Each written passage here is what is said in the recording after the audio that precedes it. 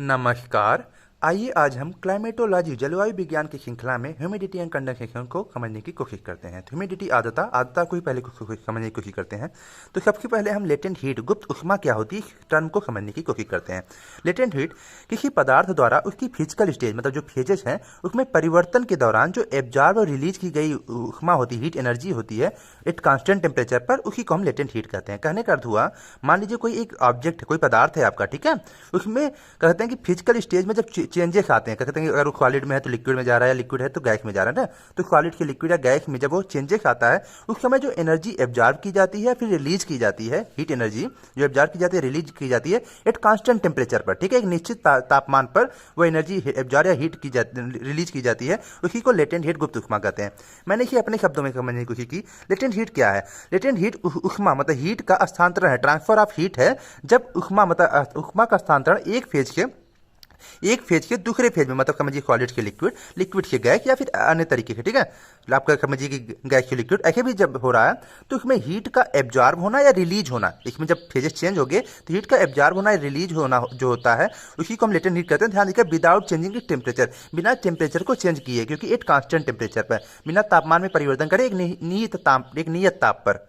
इसे हम एक उदाहरण से समझने की कोशिश करते हैं तो और क्लियर हो जाएगा आपका। मान लीजिए किसी बर्फ के टुकड़े को एक बर्तन में गर्म किया जाए, कोई एक आइस का मतलब टुकड़ा है, उसे एक बर्फ मतलब कि बर्तन में गर्म किया जाए तो धीरे धीरे क्या होगा, वो पिघलेगा, ठीक है। अब वो जब पिघलेगा तो जो सॉलिड में है, मतलब जो आइस है वो सॉलिड में है, सॉलिड के जब लिक्विड बन जाने तक उसका जो टेम्परेचर है बढ़ता नहीं है, ठीक है, वो स्थिर 0 डिग्री सेल्सियस पे रहता है। कहने का अर्थ हुआ कि मान लीजिए 0 डिग्री सेल्सियस का आप एक आइस का टुकड़ा ले लिए और जब वो लिक्विड में चेंज हो रहा है, मतलब उसमें एनर्जी आप दे रहे हैं, हीट एनर्जी दे रहे हैं, तो लिक्विड में जब चेंज हो रहा है तो समय बढ़ते वक्त जो डिग्री सेल्सियस वो 0 डिग्री सेल्सियस ही बना है, मतलब चेंज होते वक्त। जब ये एक बार पूरा पिघल जाता है तो फिर तापमान बढ़ना शुरू होता है, मतलब जब वो पिघल जाएगा तो 0 के बाद वो 1 2 3 करके वो बढ़ेगा। कहने का अर्थ है, आप इसे ऐसे समझिएगा, यहाँ बर्फ का जो टुकड़ा था शुरू से ऊष्मा ग्रहण कर रहा था। कहने का मतलब था कि जो आइस था 0 डिग्री सेल्सियस पे जब वो मेल्टिंग हो रहा था वो शुरू से ही एनर्जी को क्या कहते हैं कि हीट एनर्जी को क्या कहते हैं कि एब्जॉर्ब कर रहा था, ग्रहण कर रहा था, लेकिन पूरा पिघलने तक उसका तापमान नहीं बढ़ा था, 0 डिग्री सेल्सियस पे ही था। इसकी स्थिति तक जो रिलीज हुई ऊष्मा होती है उसी को हम गुप्त ऊष्मा कहते हैं कि आपका लेटेंट हीट कहते हैं।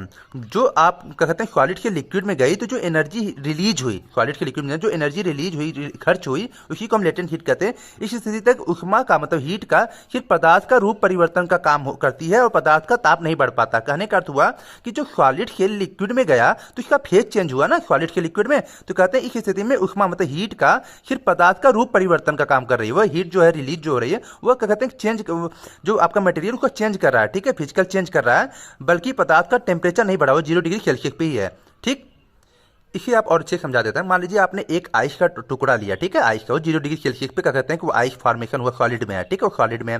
अब आप ध्यान दीजिएगा, जब वो सॉलिड उसमें आप मतलब हीट दे रहे हैं, ठीक है, हीट दे रहे हैं, उसमें दे रहे हैं, गर्म कर रहे हैं, ठीक है, मैंने कहा ना बर्तन में गर्म किया जाए, तो उसमें जब आप हीट दे रहे हैं तो जब सॉलिड के मतलब जो आपका आइस है सॉलिड के जब वो लिक्विड में चेंज हो रहा है, मतलब वो मेल्टिंग पे जा रहा है, उस समय भी वो 0 डिग्री सेल्सियस ही बना हुआ है। तो वो कहते हैं कि यहाँ पे बर्फ का टुकड़ा शुरू से ही ऊष्मा ग्रहण कर रहा था, लेकिन पूरा पिघलने तक जब तक वो मेल्टिंग नहीं हो रहा है उसका टेम्परेचर नहीं बदल रहा है, वो भी 0 डिग्री सेल्सियस बना हुआ है, ठीक है। तो इस स्थिति में जो रिलीज हुई ऊष्मा होती है, जो आपके मतलब सॉलिड के लिक्विड में जाती है, रिलीज हुई ऊष्मा रहती है, हीट रहती है, उसी को हम लेटेंट हीट कहते हैं, ठीक।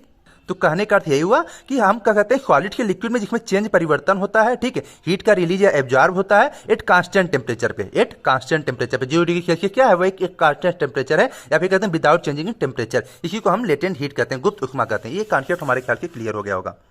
अब हम पढ़ेंगे वाटर अंडर गोज, कहने का मतलब फेज चेंज, जो फेज चेंज हो रहा है फिजिकल चेंज वाला सॉलिड के लिक्विड के, ट्रांसफर ऑफ हीट एनर्जी, जो हीट की एनर्जी ट्रांसफर होती है उसको हम समझने की कोशिश करते हैं। तो ध्यान दीजिएगा कि 3 ऐसे स्टेजेज हैं जिसमें क्या कहते हैं कि हीट जो है एब्जॉर्ब होती है, ठीक, और 3 ऐसे स्टेजेज हैं जिसमें हीट जो है रिलीज होती है, जो अभी मैं समझाने की कोशिश कर रहा था। मान लीजिए लिक्विड से गैस फेज में अगर चेंज हो रहा है, लिक्विड से कोई लिक्विड ऑब्जेक्ट है मतलब वस्तु है, वो गैसेस में मतलब फेज चेंज होगा तो वो हीट उसमें एब्जॉर्ब होगा, ठीक है, उसमें हीट जो है एब्जॉर्ब होगा और 540 से लेकर 607 कैलीग्राम, मतलब बहुत अच्छा खासा एनर्जी आपको क्या कहते हैं कि एब्जॉर्ब होती है। ठीक, हीट में क्या कहते हैं कितना लगता है। लेटेंट हीट आप इसे हम लेटेंट हीट ऑफ वेपराइजेशन कहते हैं, जैसे कि वाष्पीकरण कहते हैं। जैसे कि क्या होता है ना कि जब सन की रेडिएशन पड़ती है आपके समुद्र पे या फिर जो भी कहते हैं तो इवेपोट्रांसपिरेशन होता है, मतलब कि इवेपोरेशन नहीं होता, वाष्पीकरण होता है। तो वही है, लिक्विड है आपका वाटर, वह गैस में चेंज हो गई, भाप के रूप में बदल गई है, तो इसी को हम लेटेंट हीट ऑफ वेपराइजेशन कहते हैं। अब हम पढ़ते हैं सॉलिड की, अगर मान लीजिए लिक्विड में जाती है मामला। सॉलिड मतलब मान लीजिए आइस था, जो भी हम बता रहे थे आइस से, और लिक्विड वाटर में जा रहा है। ठीक है, मेल्टिंग वाले भी बता रहे थे ना लेटेंट हीट में एग्जांपल देकर। तो इसमें हीट जो है एब्जॉर्ब होती है। जो एब्जॉर्ब होता है सॉलिड के लिक्विड में वह 80 कैलोरी ग्राम पर हीट मतलब हीट लेता है। तो इसे हम कहते हैं लेटेंट हीट ऑफ फ्यूजन। इसे हम फ्यूजन कहते हैं, जैसे ये वेपराइजेशन था उसी प्रकार की फ्यूजन है। ठीक है, सॉलिड के अगर लिक्विड में जाएगा तो फ्यूजन रहेगा, लिक्विड के गैस में जाएगा तो वेपराइजेशन रहेगा।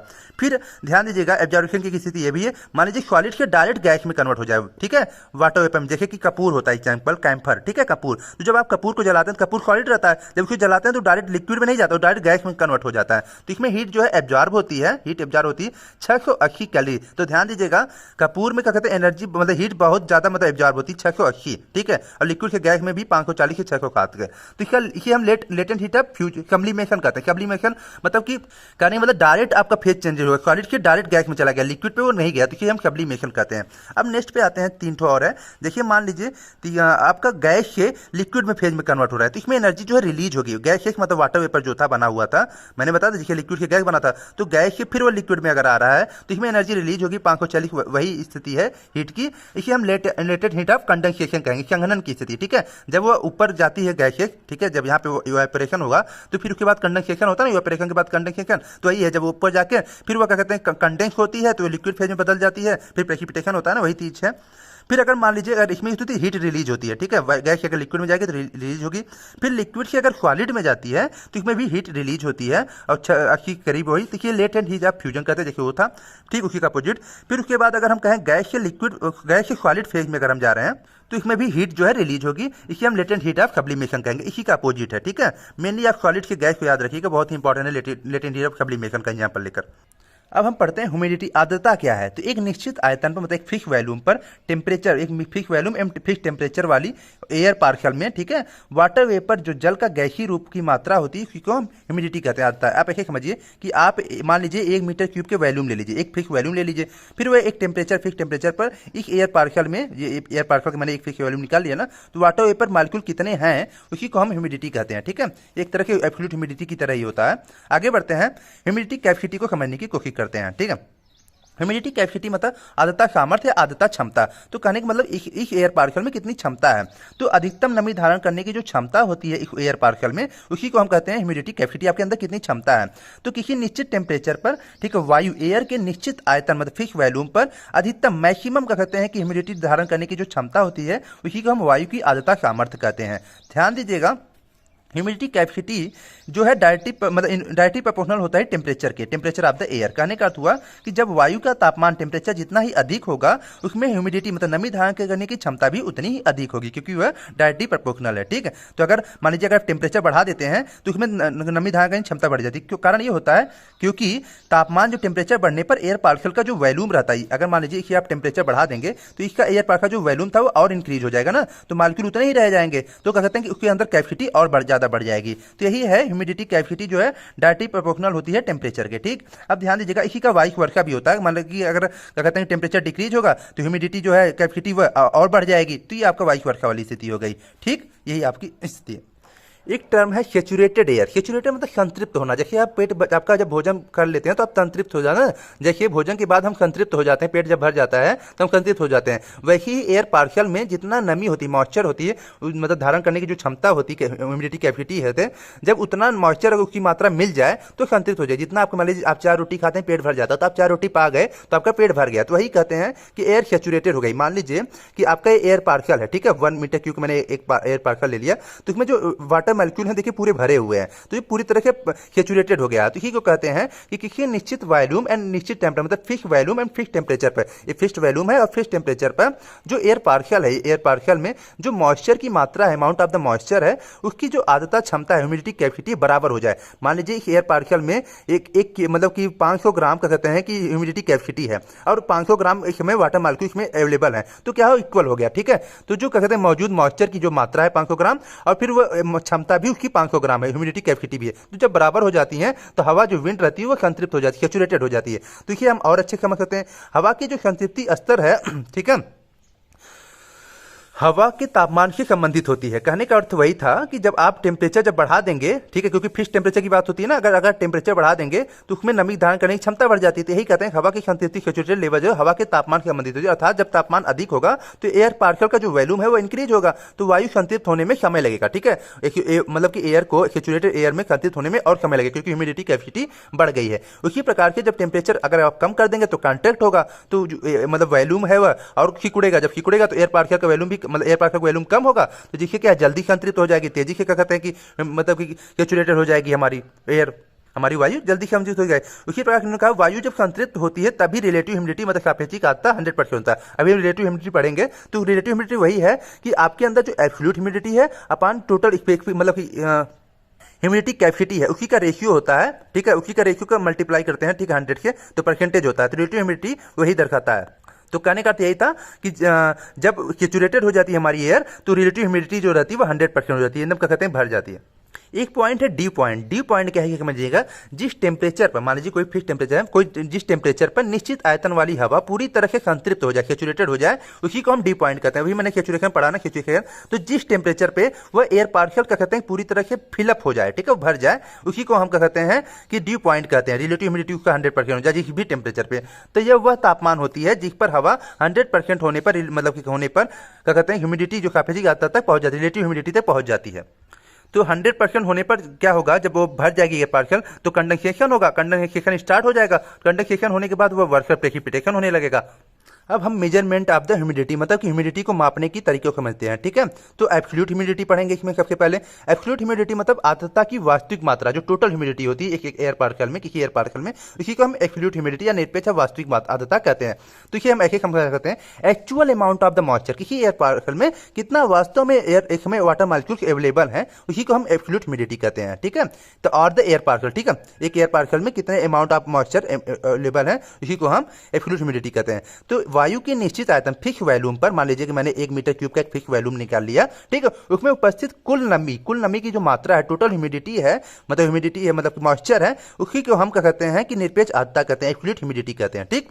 करने का अर्थ है आपने क्या कहिए 1 मीटर क्यूब का वॉल्यूम निकाल लिया, इसमें देखिए वाटर मॉलिक्यूल कितने इसमें अवेलेबल है प्रेजेंट टाइम में, ठीक है। कोई क्या कहते हैं कि टेम्परेचर इसमें वेरी नहीं करता, कि कोई भी हो, आप कोई भी टेम्परेचर हो, आप गए वहां के 1 मीटर क्यूब का वॉल्यूम निकाल लिए वाटर, ठीक है, एयर पार्टिकल। अब उसमें आपने देखा कितना वाटर मॉलिक्यूल्स हैं, उसी को हम एब्सोल्यूट ह्यूमिडिटी कहते हैं। तो इसे निकालने का ऐसा तरीका है, mass of water vapour in gram upon volume of the air particle. कहने का मतलब हुआ कि 1 मीटर क्यूब का एयर पार्टिकल वॉल्यूम हो गया और उसमें कितना वाटर वेपर अवेलेबल है, ठीक है, 1 मीटर वॉल्यूम क्यूब में कितना वाटर अवेलेबल है, इसी को हम रेशियो कर देते हैं, तो इसी को हम एब्सोल्यूट ह्यूमिडिटी कहते हैं। तो ऊपर जो है हवा की प्रति इकाई आयतन मतलब वॉल्यूम में विद्यमान जलवाष्प की जो मात्रा होती है उसी को हम कहते हैं रिलेटिव एब्सोल्यूट ह्यूमिडिटी। ध्यान दीजिएगा जो एब्सोल्यूट ह्यूमिडिटी है उसे ग्राम पर मीटर क्यूब में मापते हैं, ठीक है, एक्सप्रेस किया जाता है, क्योंकि ऊपर कितना हुआ, कितना आपका वाटर वेपर अवेलेबल है उसे ग्राम में कहेंगे, और 1 मीटर क्यूब का कहते हैं कि आपका एयर पार्टिकल का वॉल्यूम हो गया, तो ग्राम पर मीटर क्यूब में से एक्सप्रेस किया जाता है। जो एब्सोल्यूट ह्यूमिडिटी है, ध्यान दीजिएगा इसमें टेम्परेचर को ध्यान नहीं किया, कंसीडर नहीं किया जाता है, कोई भी टेम्परेचर हो, चाहे 10 डिग्री हो, 20 डिग्री, 25 डिग्री, आप एयर पार्टिकल निकाले और उसमें आपने देखा कि कितनी ह्यूमिडिटी है।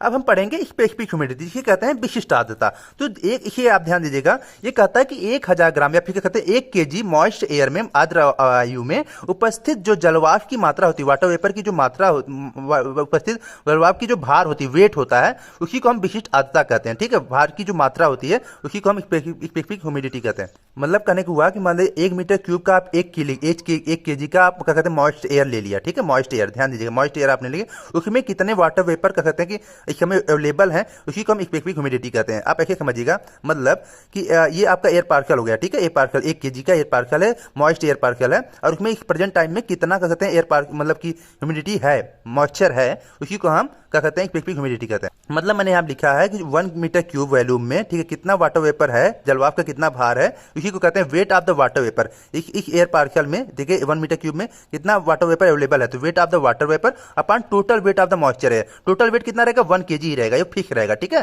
तो टोटल वेट कितना था इस एयर पार्सल का, 1 kg था, और उस 1 kg एयर पार्सल में कितना कह सकते हैं कि हमें वाटर वेपर अवेलेबल है, ठीक है। कहने का अर्थ हुआ, मैंने 1 मीटर क्यूब का मान लीजिए 1 kg का मॉइस्ट क्या कहते हैं 1 kg का मॉइस्ट एयर क्या कहते हैं कि वो पार्सल ले लिया, ठीक है, एयर पार्सल ले लिया। अब उसमें कितने अवेलेबल वाटर वेपर हैं, उसी को हम कहते हैं कि स्पेसिफिक ह्यूमिडिटी, मतलब weight of the water vapour, कितने वाटर वेपर अवेलेबल है उसका वेट ले लीजिए अपन total weight of the moisture. तो टोटल हमेशा फिक्स रहेगा 1 kg। तो ये कहते हैं कि हम ग्राम पर kg में व्यक्त करते हैं, क्योंकि kg तो फिक्स है, और कितने ग्राम इसमें वाटर वेपर अवेलेबल है उसी को हम ऐसे दर्शाते हैं ग्राम पर kg में। और ध्यान दीजिएगा, स्पेसिफिक ह्यूमिडिटी में भी टेम्परेचर को कंसीडर नहीं किया जाता है, जैसे आपका एब्सोल्यूट में नहीं किया जाता, तो उसी प्रकार के इसमें भी कोई टेम्परेचर कंसीडर नहीं। आप गए एक kg का एयर पार्सल निकाले 1 मीटर क्यूब का, ठीक है, और उसमें आपने देख लिया कि कितना एयर मतलब कि water moisture air available, water vapour कितना ग्राम अवेलेबल है, उसी को हम स्पेसिफिक ह्यूमिडिटी कहते हैं। एक होता है मिक्सिंग रेशियो, ठीक।